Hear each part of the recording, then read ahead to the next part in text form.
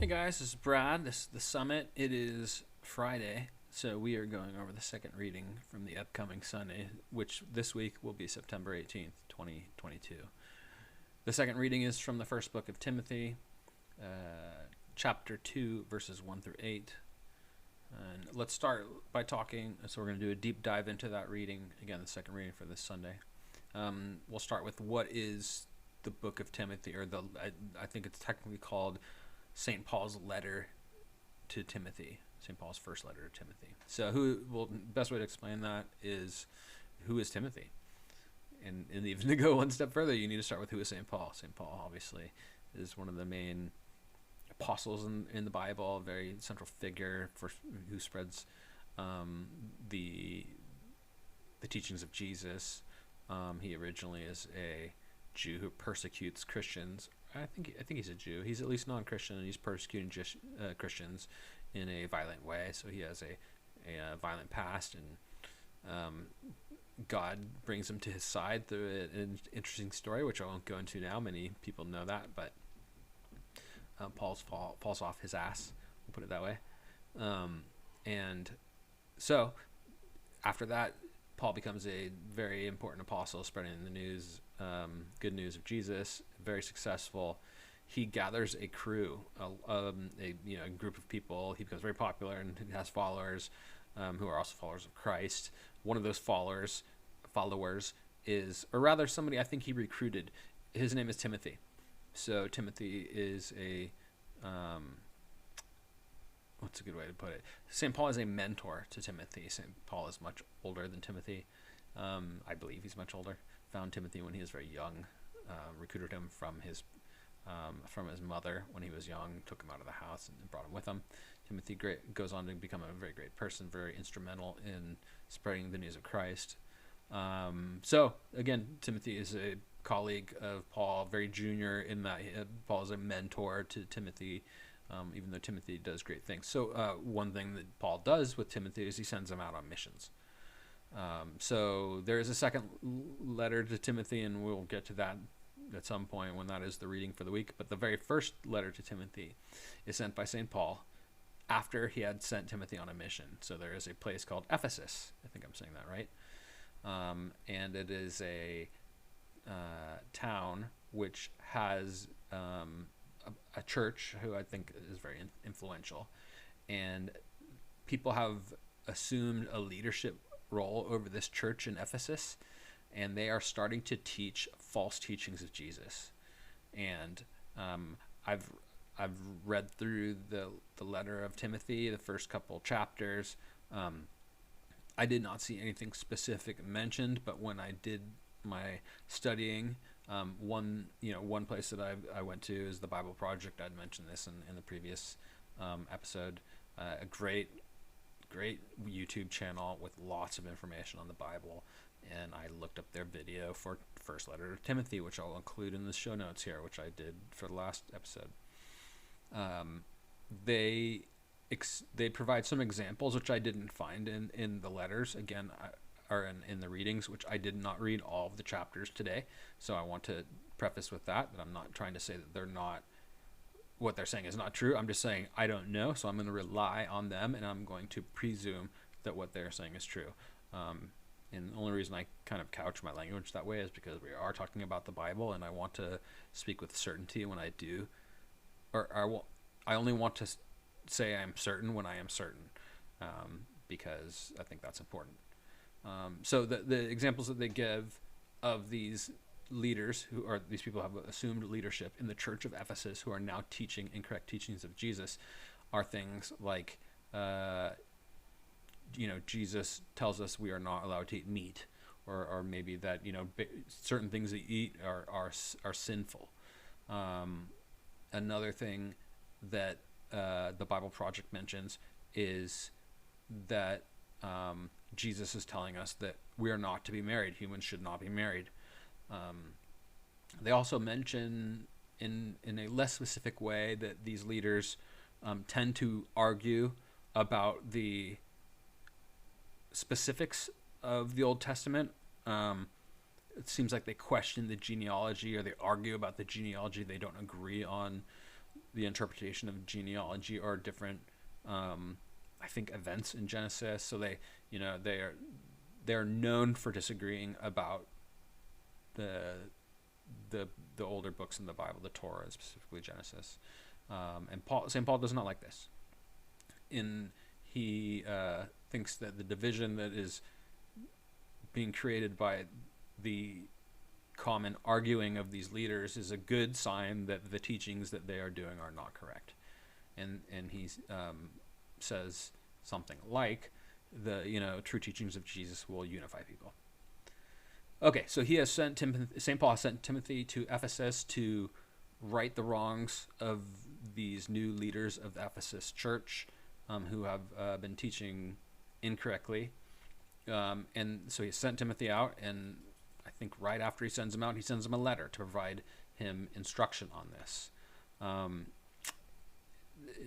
I will go, so to kind of go back to provide a little more information on how St. Paul looks at the incorrect teachings. He calls these teachings, these new leaders, calls them strange teachings. He says some people, this is from the first chapter of 1 Timothy. So this is the chapter before the readings for this Sunday. Again, this Sunday is the second chapter, verses 1 through 8. So in the first chapter, Paul says about these leaders, or at least insinuates about these leaders, some people have deviated from these and turned to meaningless talk, desiring to be teachers of the law without understanding either what they are saying or the things about which they make assertions. So maybe not providing specifics, but saying these guys are talking about what they don't know about, and we know that can lead to saying incorrect things. So again, St. Paul sends this letter to Timothy, and at the end of the first chapter, he talks about, why am I sending this letter? And he specifically says, the letter is meant to instruct Timothy how to correct things. Oh, sorry, that is the preface of the quote. So St. Paul, in his own words, says, I am giving you these instructions, Timothy, my child, in accordance with the prophecies made earlier about you, so that by following them you may fight the good fight, having faith and a good conscience. So that kind of ends out the first chapter, is very close to the end of the first chapter. And then you move to the second chapter, which is where the reading is. So again, the reading from this Sunday, the second reading from the Sunday is chapter 2, verses 1 through 8. So right off the bat, we jump right into St. Paul giving Timothy instruction. What should you do? He gives him numerous instructions, but the very first thing that he talks about is prayer, and specifically praying for leaders. And he doesn't say this specifically, but I think it's insinuated that you should pray for leaders, even if they're the leaders you like or the leaders you don't like. That again is where St. Paul starts. So I can't really get into St. Paul's head at this moment. What my gut tells me is happening with St. Paul is he's saying, first and foremost, you want to pray for the leaders so that I want to say in a perfect world, but that's not the right phrase. But if things go right, the leaders will create a peaceful environment, or they will at least not be as tyrannical as a leader could be, and make your mission even harder to complete. It might, if a leader is turned towards Jesus, then good things can happen from the top down. So that is, again, the first thing that St. Paul tells Timothy to do. And I'm reading a little bit, I'm trying to get into St. Paul's mind. So I'm going to read the reading right now and see if maybe you guys agree with me on that. Again, it's very clear that he's at least telling Timothy to lead prayer services for the leaders. So let's get into that. Okay, so 1 Timothy chapter 12, verses 1 through 8. Beloved, first of all, and beloved, I think he's talking to Timothy. Beloved, first of all, I ask that supplications, prayers, petitions, and thanksgivings be offered for everyone, for kings and for all in authority. And all in authority, I think, has to include those leaders of the church of Ephesus who are teaching incorrectly about Jesus. For kings and for all in authority, that we may lead a quiet and tranquil life in all devotion and dignity.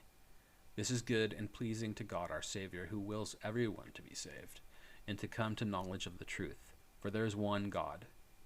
There is also one mediator between God and men, the man Christ Jesus, who gave himself as ransom for all. This was the testimony at the proper time. For this I was appointed preacher and apostle. That's Paul talking about himself. For this I was appointed preacher and apostle. I am speaking the truth. I am not lying. Teacher of the Gentiles in faith and truth. It is my wish, then, that in every place the men should pray, lifting up holy hands without anger or argument. And that's the reading. So, hopefully a little bit of background that I'm providing here gives some context into the readings. The second reading, again, from the letter of St. Paul to Timothy, knowing that the mission that Timothy is on, and that is why St. Paul is writing Timothy this letter, I think helped me, at least. I did not have the context. Just reading the reading by itself, I did not have the context. I'll admit I don't have a familiar grasp of, or I didn't have a familiar grasp of the 1 Timothy before I studied today. Now I have a much fuller understanding of the letter. I now know what mission Timothy is on. I know what St. Paul is trying to do. I know why he's trying to do it. I'm understanding the incorrect teachings that these leaders are spreading. So I have a better understanding of the reading now. And I feel like it can impact me more. So that's why I do this show. And I'm hoping that the information I'm sharing can help impact other people and make us, again, more prepared for church this Sunday where we hear this reading, and maybe instead of trying to understand the specifics of the reading as we hear it in church, we can be more in tune with what God's trying to tell us, since we already know the background of the story. It's just something that comes to mind. Maybe that's not what happens. But again, I hope we're better prepared for this Sunday where I go to church, and I hope you go to church too. Thank you very much. God bless, and Pax.